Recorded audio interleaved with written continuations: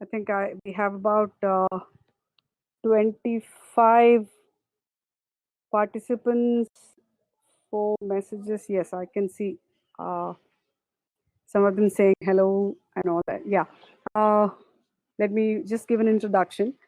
My name is Danya Menon, and during the times of this COVID or Corona, whatever, following the norms of the governance, we are in social distancing mode, and thanks to technology, we are able to connect like this and do whatever best we can in this particular situation. Um, yeah, hello everybody. In case anybody has any questions or anything to ask or anything, we'll keep a question answer session for the end of the session. But in between, you only have some questions. I would suggest that you put your questions on the message board so that I can see what the questions are and address the your doubts accordingly. COVID-19 is a virus. We are not here to discuss the virus. I'm sorry. But what is COVID is somebody's question. COVID-19 is a virus which causes corona. That's what I made to understand. But okay, during such times is what I meant to say, because of this particular social distancing that we have and to the technology that we are having. We are dependent on this technology now, where we can't have a face-to-face interaction, but we have to sit in different places, different parts of the world, and go through this particular uh, session like this. And it's very difficult, I know, without, I mean, for me at least, without knowing what is the kind of audience that I'm communicating to go through it. But I will start off with this. Let's start off with the question: what is data? all of us uh, all of us have actually dealt with data knowingly or unknowingly. According to IT Act, data is the combination of any unique two specific characters. That's it. Two specific characters. Two very specific characteristic identities, you can call it. Like, suppose you have my name and my date of birth together, it becomes a data. Probably my name alone would mean nothing as far as the law is concerned, but as far as the information technology is concerned, everything is data. But as far as law is concerned, there has to be at least two unique identities coming together to formulate the term or come under the terminology called data. So it could be your name and your phone number together, your name and your ID card number together, your PAN card number together, or any other two specific characters which have come together. And in the coming times, we will have to agree that nothing is more important than data. Everybody will be going after data. There's only one thing that is going to be the most valuable thing, that's data. Now, data, how are we all handling very sensitive data? Leave the organizations on one side and deal with the personal life on one side. All of us in a daily life, we are handling immense volume of data, for which we have no value attached. We don't attach a specific value to it. That is the kind of data that we are dealing with every day. Imagine how much such data we are having on our smartphone or on our mobile phone, with two unique characters, the name and the phone number. Simplest as that. What happens when we lose a mobile phone? It's not just our data that we are playing it with, we are actually putting at risk the data of so many other people with whom we are connected. So that is the kind of situation that all of us are used to being in now without giving it a thought. Now just transport this entire thing into an organizational situation. Suppose I'm a manufacturing company, I'm running a manufacturing company. What would be my costliest thing? Data again. What kind of data? Data of my vendors, data of my suppliers, data of my clients, data of my staff. All these things will be very important for me. And where is all this data put in now? To be very frank, on every digital gadget that every employee carries. Every digital gadget which every employee or the owner or whatever, every human being associated with an organization carries will have this important data going around with them. Wherever they go, whatever they're doing will have this particular data going along with them. Which means we have to be data conscious in our work atmosphere more than anywhere else. We do not have it right now. If you actually talk about it, we do not have a habit of even segregating the data, of evaluating our data, of managing or maintaining something called a data hygiene. None of us have given a thought about this. Even IT professionals, most of them, 99% of them, have not given a thought about this. Because all of us carry a lot of data on our smartphone, which is like the vegetable kurma that we have in India, which will have a lot of vegetables, which means we'll have our official data in it, with our personal data in it, our social data in it, our financial data in it. Everything will be on the same single gadget that we're using. There's no segregation of the data that we carry. There's no valuation of the data that we are carrying, and there's no data hygiene that we follow. So unless we can get to a point where we can actually segregate the data and we can actually see, evaluate our data, and we can actually, what do you say, learn how to manage our data without any kind of a cross, what do you say, infiltration, there's no way we can talk about data security. With this thought, I'm just taking one question. There is one question by one Mr. Akshay. Yeah, he is asking whether the rate of cybercrime has increased during this quarantine.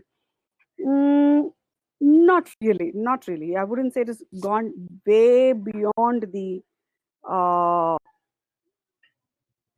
beyond the it is not progressively increased or anything, but of course there is a marginal rate of increase on cyber crimes during this quarantine period, because by force all of us have transferred most of our transactions to online. So there is definitely more traffic, more transactions online.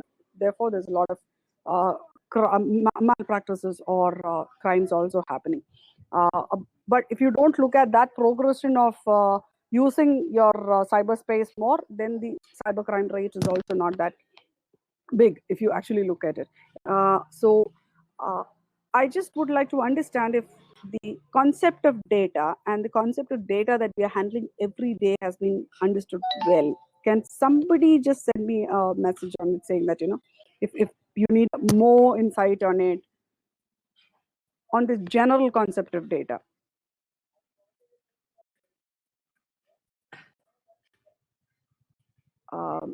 No, I don't see any messages. Okay. So I'm just going to go ahead with the thing. The concept of how we can talk about organizational cybersecurity.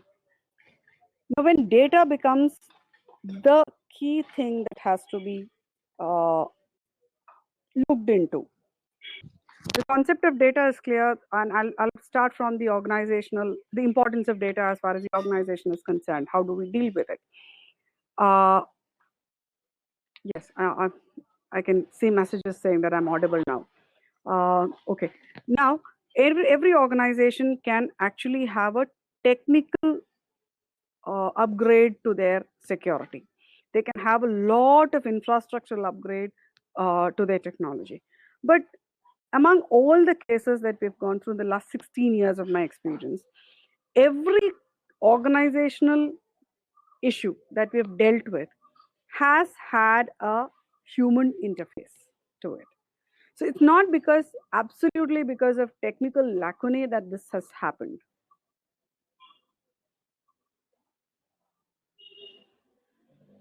Again, the connection is lost. Is it clear now? Hello?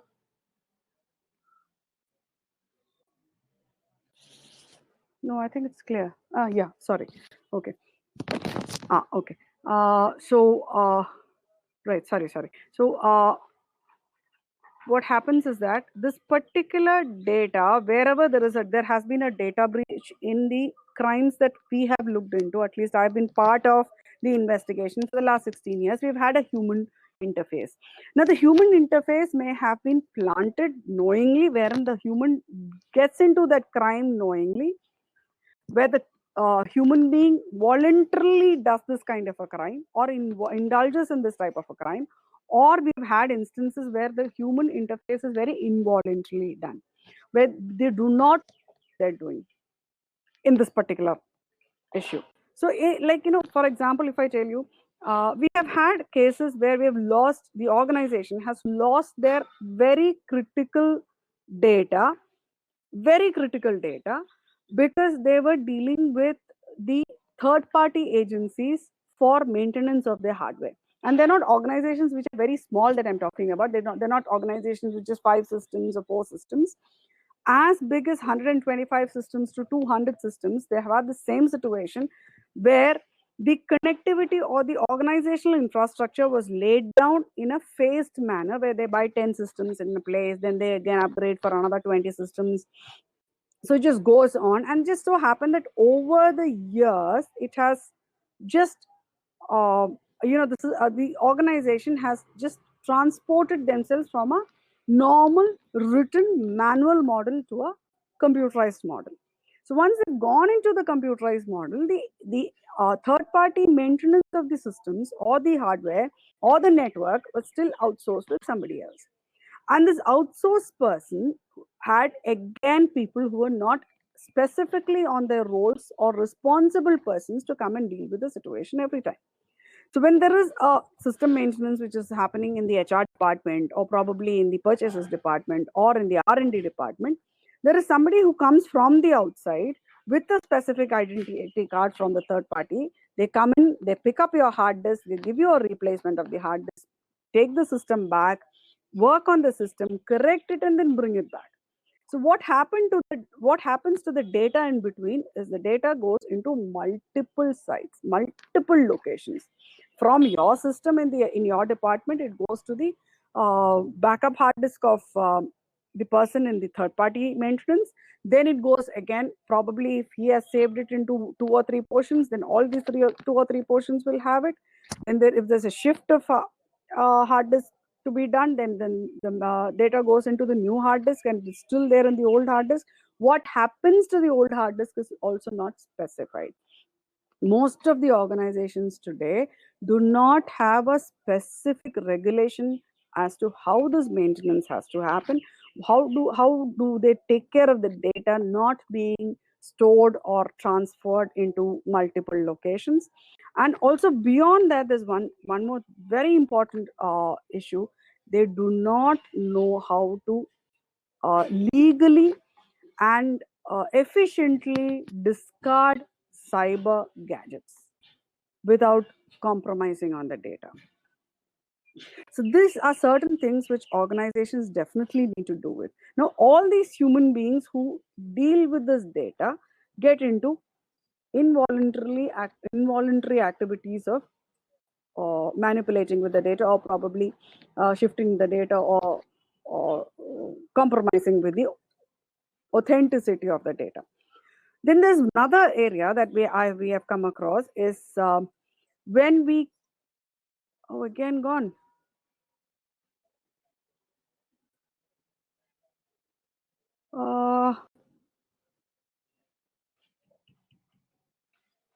Yeah, okay. I think video, please ignore the video, because it's so it's the connectivity is also like is an issue these days. Okay, thank you. Right now, and then the next issue that we have come across during this period is when most of the staff, they take work home. Now, this specific condition that all of us are in, we have all taken work home. How have we taken work home? It's not specifically 4 or 5 ledgers or books or registers that we have taken home and then we start working on it. No, we have taken it on our gadgets. So unless we have this particular discipline of data hygiene, we will be dealing or putting this data into multiple locations, whether we like it or not, for the convenience, uh, for us to work, conveniently, saving us time and saving energy. So this, no, let this situation just be ignored. Even those days when we are regularly going to office, we have situations where we take work home. We've had a lot of situations where the upper segment of an organization, they have their work laptops with their work data on it. They take the laptop home. Unfortunately, the same laptop is given for the children to play online games, which makes it very vulnerable for hackers who are stalking such people to hack into the system through the online games or through the other social platforms and get the data off. We've had umpteen number of cases where very high-end upper management people, their laptops or their phones have been targeted like this. We have also seen issues where the cars were broken to pick up such laptops. It is not for the value of the laptop. The laptop, 40,000, 50,000, 1.5 lakhs was not why the laptops were stolen. The laptops were stolen for the data it had, misusing the data it had. So such issues we have seen in large numbers. It's not like, one or two scanty issues that we have looked into over the years. These are the things that we have seen in large numbers. The personal use of official gadgets, that's the largest number of issues that we have seen. Largest number of issues. Even to an extent, major public sector companies, how their official data or official gadgets got infected by ransom viruses have been, if you back work how it happened, it is because they have used this on personal networks, on public networks by the children for personal use, or for people who, or by people who have used it for other social transactions online. So why? What is the risk? You're opening up your data, you're opening up your gadget for somebody else to work in. Like for one instance, there was a there was this chairman MD of a public sector company. He had taken this particular laptop of his. He had his phone also, which he used to take home, leave it there, and his children used to play online.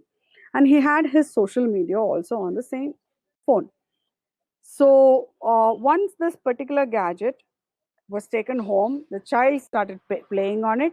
The people who were playing with the child on the social media, on the online gaming platform, got access to the hardware of this particular person. Then this uh, a gadget was taken to the office, plugged into the official network, whereby this particular person who had hacked into or who got access to this hardware device got access to the other connection also, the official network also. And that to whose official network? The top end network. Now, the organization had three levels of network: one which was commonly used by everybody, the second one which had restricted access, the third which was used only by the top management or the top decision making authorities. But in spite of that, their entire system got interrupted. The entire system got hacked, and they were asked to pay a huge fee as ransom to get their data back. And unfortunately, in my career, I have not seen any data come back in its original form and authenticity in spite of paying whatever ransom they ask you. So it's always better, or it is always safer, that we have a we have this particular network or our data or our things in a secure pattern than run after an incident or an accident that has happened. Yeah, there was one question here. Mr. Arun Kumar has asked, is there any chance to hack a laptop without network connection? Without a physical access to the gadget or without a remote access to the gadget, it is not possible.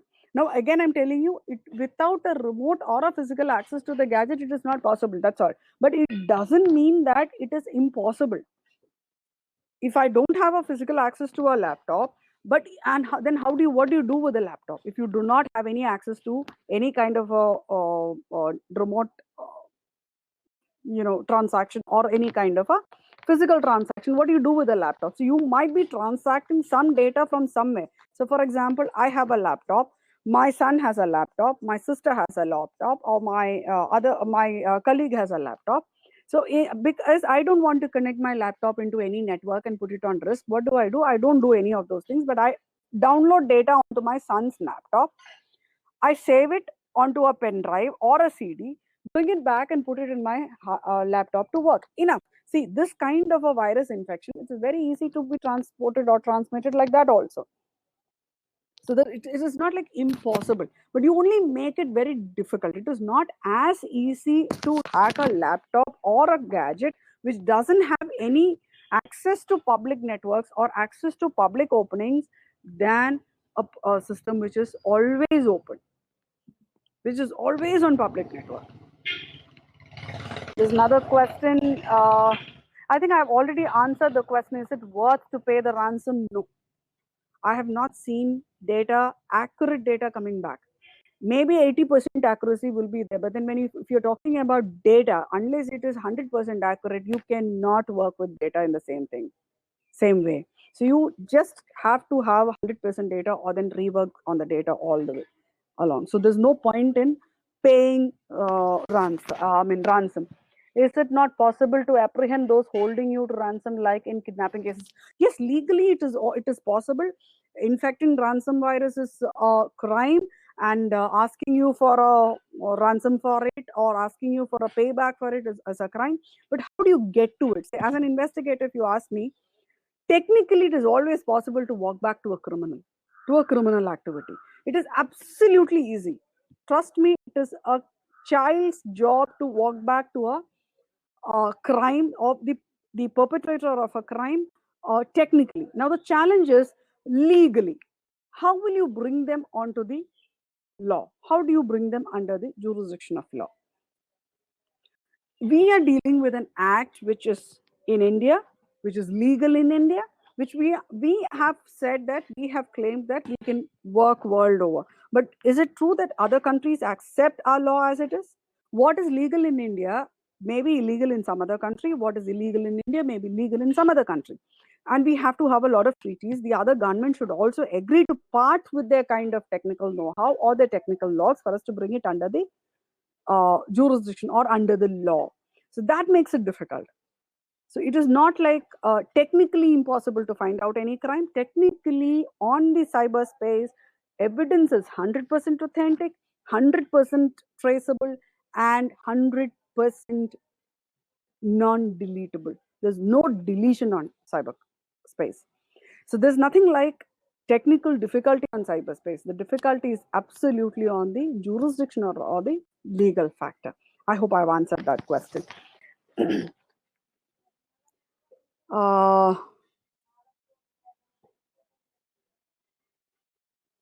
See, Maze ransom attack, any ransom attack, it's a form of encryption basically. What happens is that I infiltrate into your system, run a particular algorithm because of which all your data will get compressed or reformatted. We all go through this. Like our digital signatures that all of us deal with on a daily basis is again based on a cryptography technique. So the same cryptography technique is used for the infiltration of this ransom virus also. Now, what algorithm is used? The same algorithm has to be reverse written to get back our data.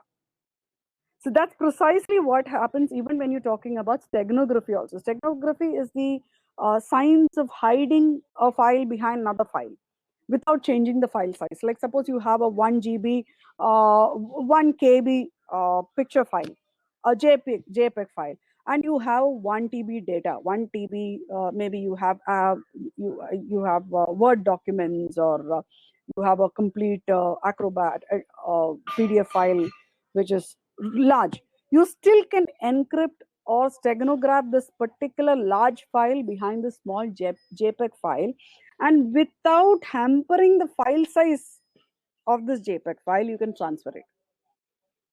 That is the called the science of steganography. Now that also works under the science of cryptography. The larger umbrella of cryptography is only what it works. Now you have to have, if you're using tool A to cryptograph certain data, to concise the whole thing, or to hide the data, or to work on the data, or to realign the data, you have to have the key for the same tool called A to rework on the data. And unless it matches, your data is corrupted. Okay. So the next question is, how secure are antivirus softwares in preventing such crimes?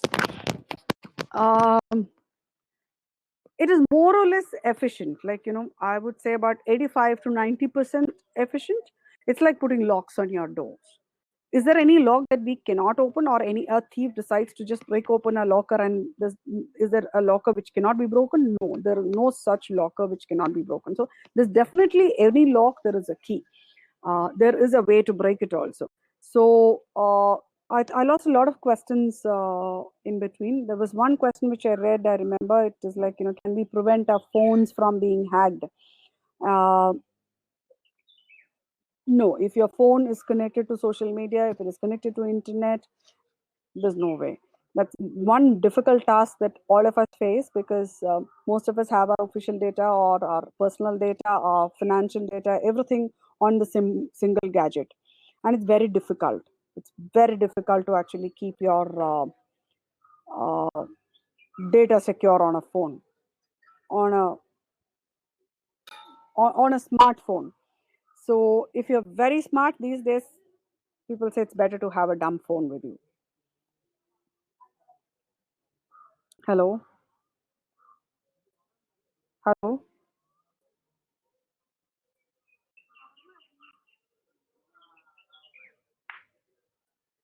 Yeah, okay. So anybody has any other questions, which I've missed out, please retype or copy paste your question, because I've lost a lot of questions. Why Microsoft is not able to decrypt infected files? No, like I told you, if I have created an encryption code, I will be generating the decrypting key also along with it. So somebody else cannot do it. So anybody who generates the encryption code will have to pass on the key also. I didn't understand this question. Is an antivirus a master key? Essentially, it is not a master key. Essentially, it's like, it's just telling you that, these are the plugs, or these are the areas where probable infiltration can happen in your system with your data. So plug it in. So don't. So it might even tell you that, certain connections, certain files which are coming in carries infectious data which may be harmful for your system. That's all they can tell you. But again, they cannot tell you, you're contacting this person on the social media, the person has sent you certain things. No, they cannot do anything of that sort. No special software like antivirus to protect the crime. No, it's a human brain. The crime is formulated by a human brain. Victim is also forced to fall into a crime because of the human brain. So basically, the human brain which works with the aid of technology. Technology is only a tool.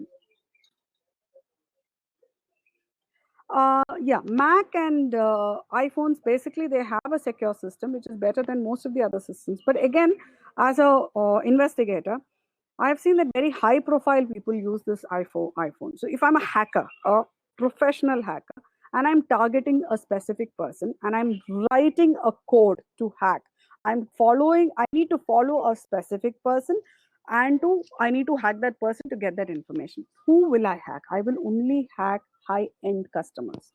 Why will I take all the trouble to hack somebody? Why should somebody hack me or you? So if I have something very, very precious, if I have something very expensive with me, then I will maintain it in such a way also. So definitely iPhone or the Mac system, Apple systems are generally a little more secure than the rest of the system, but they still cannot stop targeted attacks.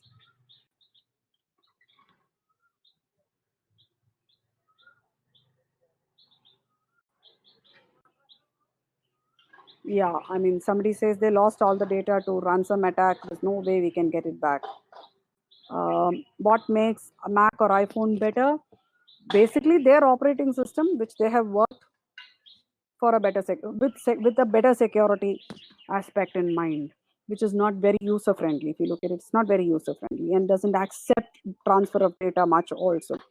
Like for us, we have a problem. We cannot work on common files on iPhone or Mac operating system because it generally doesn't accept all these things. No transfer of data is allowed. They have a specific patterns for their data, so there is very little cross operating system data transfers happening.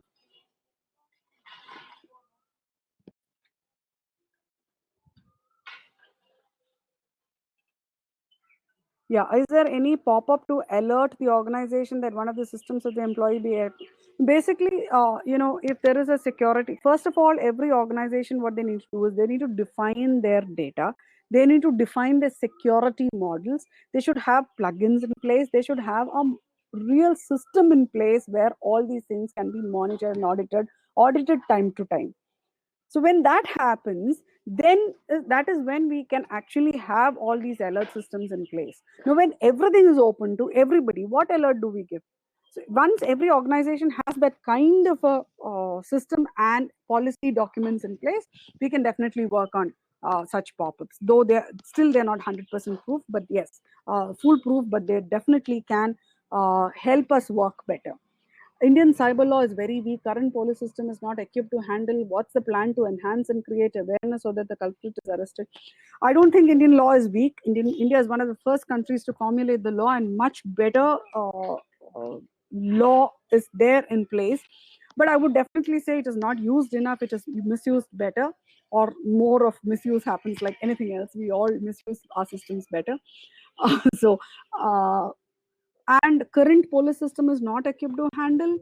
Most of them are. See, we're about 20 years, 21st, we're getting into the 21st year of cyber law, IT Act in India. So we've gone far ahead. I've been one of the forerunners in training the police in the initial years. So I definitely do see the difference in thing. We don't get to handle any and all random cases now as even consultants or special coordinators. Their police is equipped enough to handle such cases. So it's better. It's much better these days. And what is done to create awareness? How little is possible, however it is possible, I would definitely agree that awareness is not good enough as on today, because uh, it has to be much more probably brought into the system of education and things like that. Mm, but whatever little is possible, somewhere now we can see that we still get SMS alerts. We still keep getting campaigns. We can see it in all the media about awareness campaigns. Can the voice calls in Android be hacked? Yes, they can be hacked and tapped also. Is it safe to reuse same hard disk which is infected by ransom? No. Likewise, just not ransom virus. If the system is infected by any kind of Trojan viruses also, it is not safe to reuse the same hard disk. We have, in our experience, we have seen how much ever we work on the hard disk, we try to format the hard disk, redo the hard disk.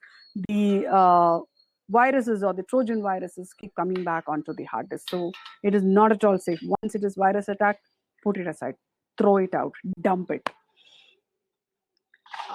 Does use of virtual private network prevent damage to data or cyber? No, it doesn't. It is more vulnerable because it makes the traceability of such logs or connectivity a little more difficult because it goes trans borders. How does a firewall, as good as any kind of a monitoring system, a firewall is also good enough to monitor your system to keep you away from certain kinds of attacks? Yes. What is juice hacking? Juice hacking is basically a system where your charging port is it doubles up like your data transfer cords. That happens normally in public charging places like. Okay. So I'm just repeating the juice attack. Okay. See, it's basically when your charging port or the charging outer port doubles up as your data transfer system. So this is usually done while the public charging pods that you see in the airports or the railway stations and all. They're being actually physically hacked, taken out, and put in a recording system is put in. Initially, like a couple of years, till about couple of years back, we had something called key loggers, wherein your keyboard, the in of your keyboard, will be plugged in with another physical gadget and put into your CPU, which will record all your keystrokes. So that was one keylogger that we had. Now, if you just transfer it onto the ATM counters, we had something called outer portion of your card. You put in your card, and then you type in your PIN, you do your transaction, and then once you say exit and call back the card doesn't come out of your second port. The card just gets stuck there, and it's recorded by a outer camera which is fixed onto the ATM counter. So we had all these things. Then we had something called skimmers, where the magnetic strips were recorded. You do it once, which is officially. Second time, it is just done for the sake of recording your magnetic data on the card.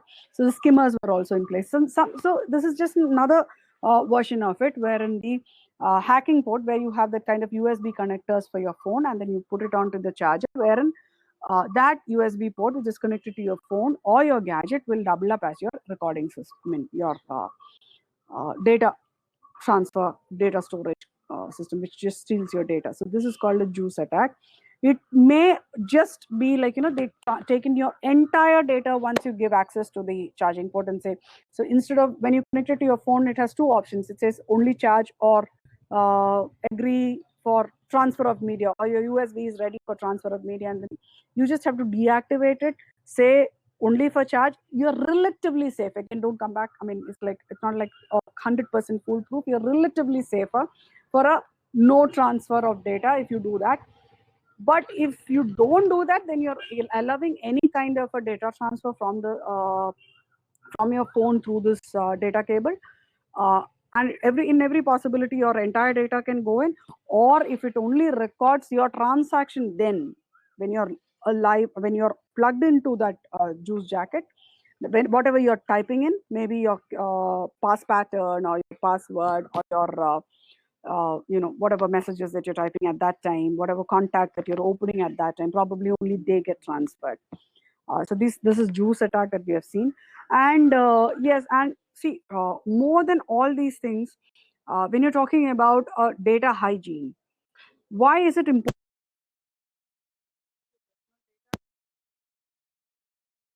Social data separately. Why is it so very important? Because on the social media, we transact a lot of communication, knowingly, unknowingly, wantingly, or unwantingly. We just do this.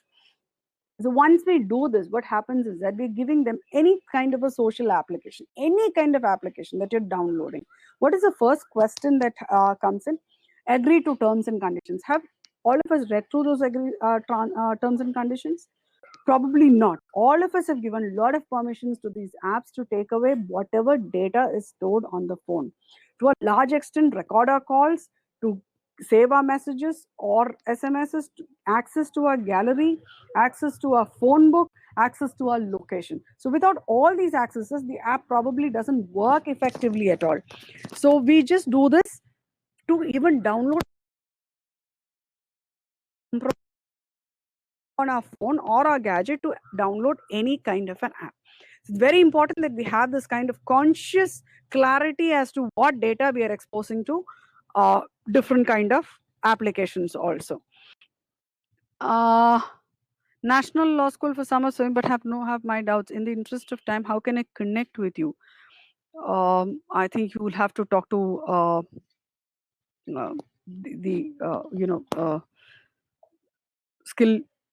Skillcraft itself to know how you can reach out to me, or probably you can send them an email which they can forward it to me, and I can get back to them, because right now I'm just this particular session is for them, which I'm handling for them.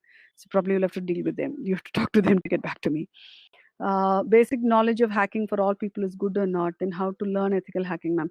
See, hacking is not something which any like all of us can learn English language or the tables of mathematics. No, it doesn't happen like that. Hacking is a very, very skilled art. Somebody who has that kind of an art in them can definitely brush it up with a skill. So it's not necessary that all of us have to learn hacking to be secure. All of us need to understand the concept of cyber security, understand the data that we're dealing with, and the probable issues that can happen. That's all. How to learn ethical hacking? I'm sorry, I don't teach ethical hacking or hacking at all. I'm not a hacker myself. There are a lot of institutions offering different kinds of courses at different various levels across the globe. So probably Google it out. Google Bhagwan will answer the questions very well. So any other questions that we need to deal with right now? No, I think the questions are almost done.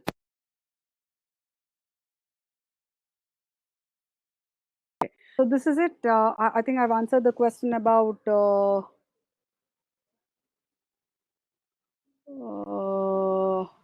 what was the last question I was dealing with? Only thing, probably our data is not, again, can't hear and has been hacked or not. Anybody who uses a smartphone with a social networking app on it, we have been hacked. At one point or the other, we've been hacked. For how long? What is the value of the data that has been taken away from us? Maybe depending on that, we are not made aware that we are hacked. That's it. But all of us invariably have been hacked at one point or the other. Yes, and we can always, there are a lot of courses that we have come out with on the online courses that we're doing on cybersecurity for professional level who are not cyber savvy, who are not technically sound, or who do not have a technical background also, can do a bridging program about how to use it, how to evaluate their own systems, how to evaluate when they make a purchase of IT infrastructure, how to make decisions on the IT platform. All the things will be covered on a professional bridging program. Then we have something for the students who have pursued IT to develop their skills on IT security. Again, we don't teach hacking. I repeat, I don't basically teach hacking. First of all, I'm not a hacker. I don't teach how to hack. So, but the security, how to look at the security, how to identify the security threats, what are the levels of things that you need to look at when you're talking about cybersecurity. These are all taught in various courses. And then we have something called, we are also doing a lot of awareness through the schools also, schools, colleges, as a curriculum also we're doing it as programs where people can subscribe and ask questions to. There are a lot of programs that we're trying to do. We're doing our little bit part of building up awareness in the society, called Cyber Awareness Program.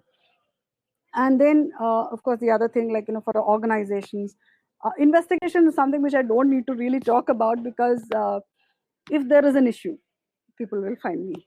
Investigation, that definitely. See, all of us are very good at running after solutions after the problem has happened. We don't talk about prevention as much as we talk about the cure part of it. So there's no remedial measure once the accident has happened. We just have, a kind of legal solutions and technical solutions, not to repeat the problem. How to come out of the problem legally is all what we can do as far as the investigations and the legal support is concerned. As a precautionary side, yes, we do a lot of IT audits, we do a lot of security consultation, we do a lot of data security vulnerability tests that we do in organizations. All these things are activities or issues that we work on the preventive side of things. Yeah, there's one question about Siri or Alexa.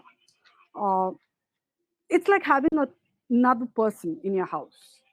It records your audio data, it matches your audio data, it saves your audio data somewhere, and then it rematches the audio data whenever you're working on it. So definitely it's like having a spyware inside your house. If you ask me, I'm not very comfortable having Siri or Alexa working in my house when I have a lot of my where my personal activity is there. Of course, for people who are making use of it on a professional level, yes, they're all helping aids, not otherwise.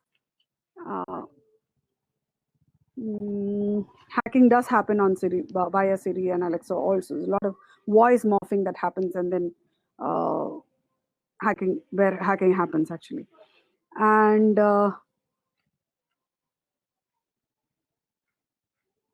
if I uninstall some of the social media apps, can my phone be hacked if not already? Now, if not already is a very optimistic statement to make, but yeah, you can save yourself from a lot of exposure to hacking or to infiltration or virus attacks.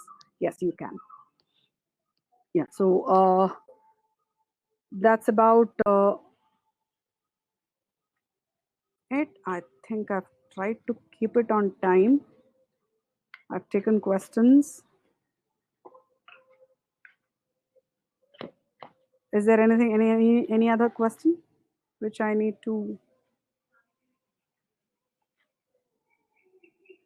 Yes, one last doubt.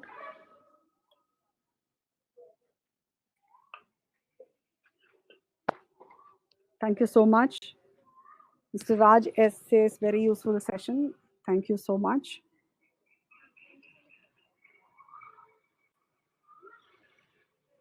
Jamtara incident linked to cyber attack. It is cyber attack.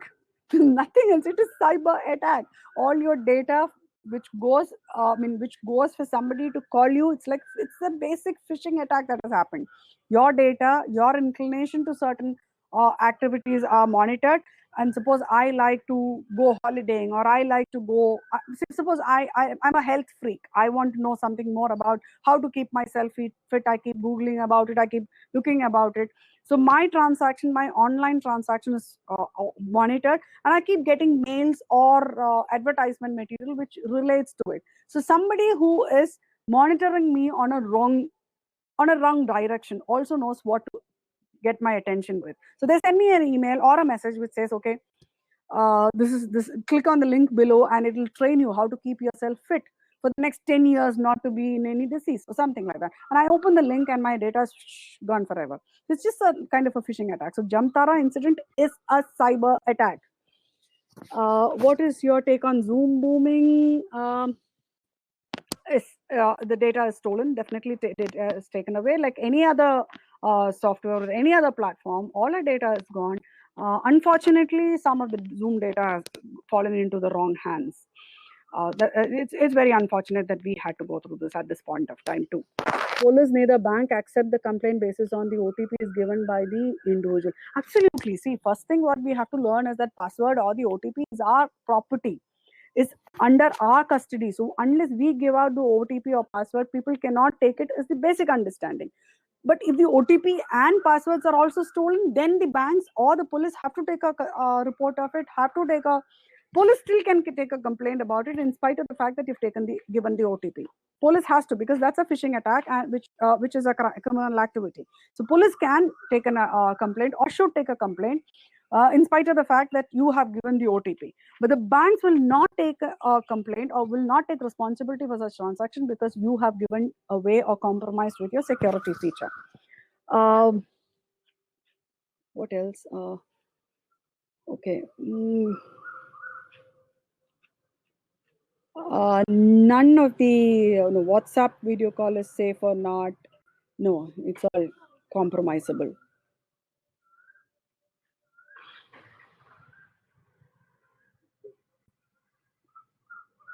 Thank you very much. There's a lot of thanks coming in. Thank you very much. I'm very happy that I could do this, because for me it's the first time, like I told you, it's the first time I'm doing a session without seeing to whom I'm delivering the content to. Despite the technical glitches that we had, I'm glad that something useful did happen in the last 1 hour. Thank you so much. Thank you so much.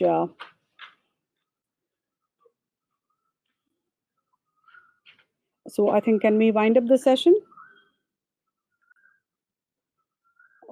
Can somebody from Skillcraft actually tell me whether we can wind up the session? And the feedbacks can be taken off. later.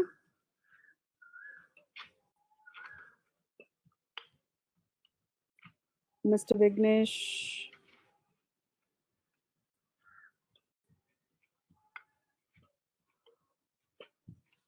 Okay.